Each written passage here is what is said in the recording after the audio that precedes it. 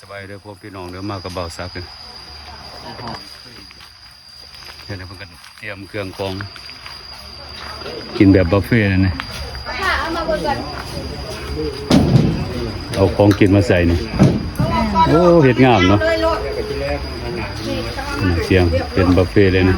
น้ำมันกับข้าอันนี้เป็นเอาอันนี้ก็ได้แล้วเอาช่องหน่อยเอาเป็นย่าพูดตัวนี้มันคาเสาเงาคาเสาเอามาใส่เอาเอาตัวมุนมาแทงก็ได้มีหกอ่ะมีหกจานคักเนาะเฮ็ดงานตุ้มปล่อยไปตอนแดงตุ้มแรงเอาเนื้อมาได้ป่ะ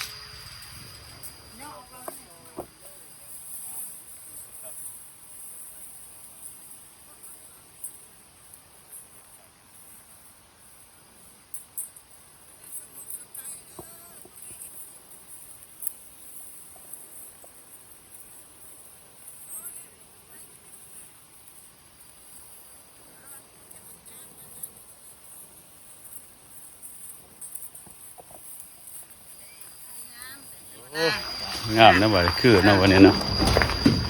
วันนี้คือเนี่ย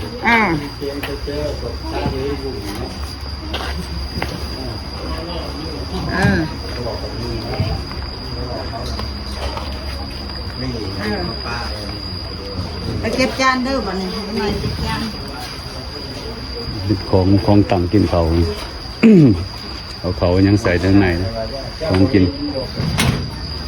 การทำเรียนหนุ่มครับเรียนประงาแลนด์คักนอกจากนั้นเสาตัวหนึ่งกับเสาบ่ก็อย่างไรแม่นเสามาหมดทุกอย่างเลยมาพร้อมกันตัวต่างเต็มเลยฮะโอ้มากับตัวกับตังแม่นบ่แม่นเสาต่างหากเลยมาหันเดียวกันเลยโอ้ครับโอ้เพิ่นให้มาเป็นสูตรเลยเนาะแม่นเป็นสูตรเลยตัวตังกิน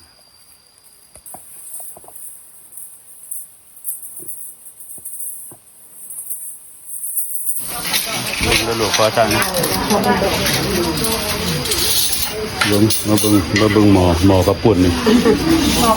หมอกระปุ่นตัวนี้ก็เป็นเงื่อนขั้วนะเงื่อนขั้วหมอกระปุ่นนิดหน่อยเลยแก้วเขาไม่กระปุ่นน้ำแก้วเป็นเงื่อนขั้วไปนะมีแต่ไม่ขั้วอะไรไปนะจะต้องกินเนี่ยพอได้มากระติดต่อเด้อเดี๋ยวนี้อันนี้กับเพื่อนก็ยังโสดนี่เป็นผู้สาวโสดนี่แกงหน่อไม้ใส่เห็ดเปลืองมาเด้อตีนไก่เฮ็ดยังกันนะแกงหน่อไม้วะนะโดยแกงหน่อไม้ใส่เห็ดเปลืองอันนี้กระปุกน้ำข้นแกงหน่อไม้โบง่ายๆมันเลยจะเป็นพอดผู้สาวเห็นติดตัวเจ้ากับโฆษณาเลยแหละไม่กลัวโฆษณาขายเลยนะก็คือโฆษณากินไม่กลัวเนี่ยก็ซื้อยังก็ไม่กลัวดิฮะโฆษณาขายไม่กลัวเนี่ยก็ซื้อยังก็ซื้อน้อย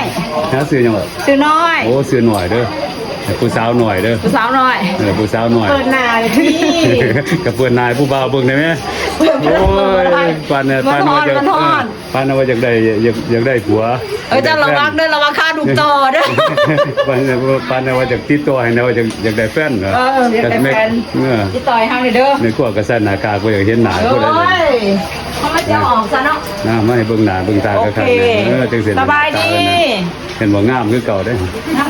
งามคือเก่าผู้สาวกับผู้สาวรุ่นเก่าผู้สาวรุ่นเก่าผู้สาวรุ่นเก่า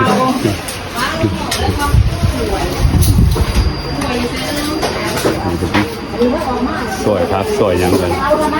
หลายยัง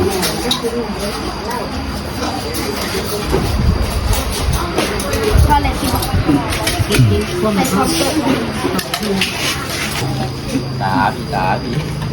ากับยายตัวนี้เป็นน้ำกระปุน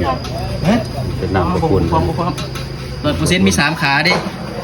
น้ำกระปุนเซลตีนมันอันน่ะข้าวจองมนุษย์ในใจจองไหมจะลองเอาได้หรอเอาตัวนี้ใช่ไหมวะอันนี้มันอยากตีนมันเข่าในเลยว่า มีแต่ตักแค่ควายบ่ต้องตักแห้งอ่ะก็สิว่าตักหอดหม้อก็สิว่าที่สิลงหอดหม้อ ชุดงามชุด เนี่ยเขาพูดใครถึงกูพ่อรถตัวนี้ก็เป็นพักเป็นยังนะเป็นพักเป็นมันเตรียมมันเตรียมเมียนไว้แล้ว เราถูกใจใส่ นะ เอาน้ำลงแล้วก็ถูก หุ่นตัวนี้ก็กลัวมีโอ้เป็นตะเกียบนี่กลัวมีนะสีงามนั่นเองกลัวมี นี่มันมีแต่เด็กมันไหมอันนี้มันใส่ด้วยนี่ ยังทอดไก่กับทอดปลา เอาไปโยนเดียวกันบ่เดี๋ยวลูกฟิตมันนี่เอาไปคนละข้าง พี่ตะกองแซ่บๆ ก็ นี่ เรียกว่าจะไป เรือ ค ท น อด ละ ไก่ ขางมันแหละ เรือทอดไก่ทอดปลาอยู่ คล้ายขางนะนั่งจะนี่ก็คล้ายขางนี้นะ วันนี้มอกกินแซ่บมากเลย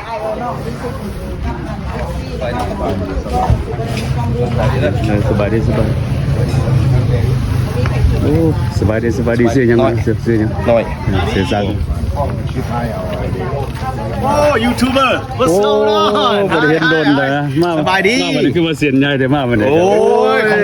ปลอมซื้อตลาดเศร้าซื้อตลาดเศร้า มาวันนี้คือแบบนี่แบบปลิ้งเลยเนาะ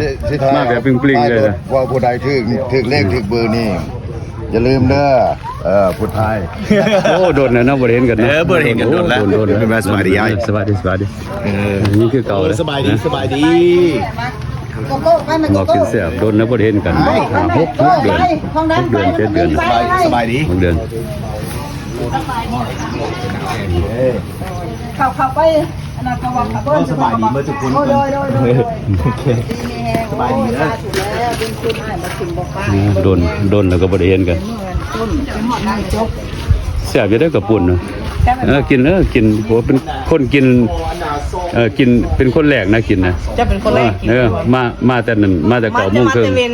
มาแต่9:30น นิกกี้ 9:00 นเช้า ด้วยบอกข้างนอกโอ้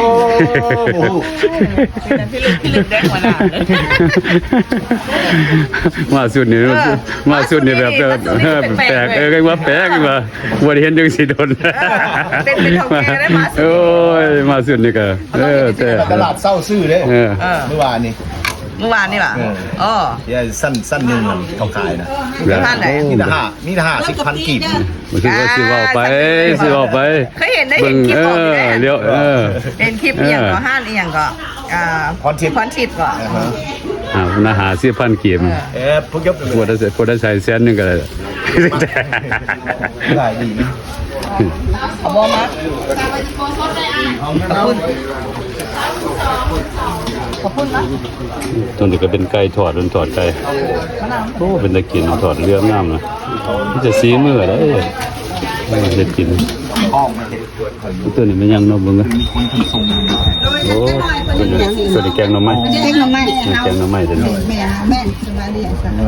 แกงใส่เห็ด แม่เพิ่นนอนอยู่ในแม่เพิ่นแม่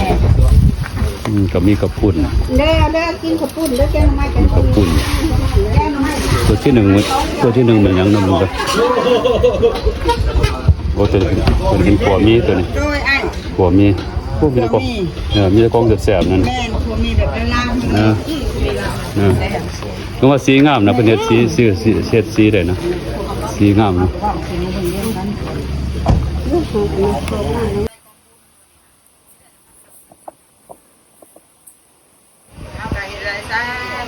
ไอ้บ้านเงินทางนั้นบ่ถูกพอสำเนียงก็ไหลไปทานดูได้ทานร้อยตื่นพันตื่นเด้อสาธุทางเสียงทางที่โดยเด้อไอ้บ่ถูก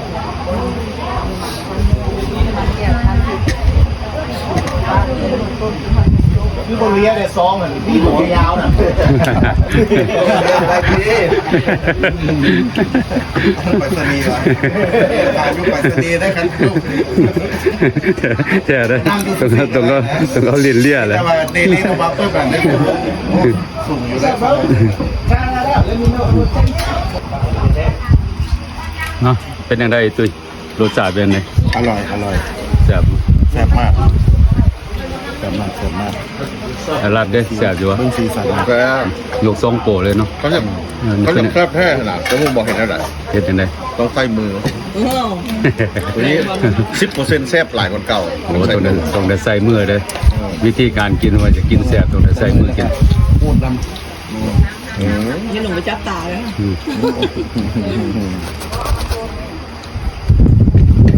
มาหลายคนมัน พวกมีกับแซ่บต้องได้ไปเติมอีก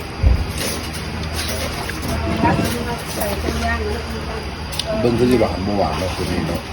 เลือกที่ออก เพิ่นเจียวใส่น้ำตาลเนาะเจียวน้ำตาลเนาะเจียวน้ำตาลนะแม่เจียวน้ำตาลใหม่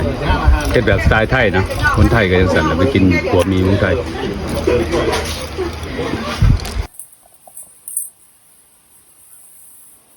มาแล้วก็โซเฟซบุ๊กเรา ของกินก็เต็มโตเลยเนาะเต็มโต ไอ้ตุ้ยกิ๊กแบบซื้อ หลายคนมาเลยหัวได้เป็นหลายคนมาเลย เลยจีบประตูมาให้เด้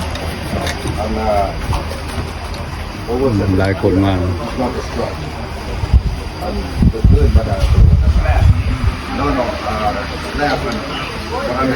โอเคเบาสักก็ขอบใจเลยเข้ามากดไลค์กดแชร์เบาสัก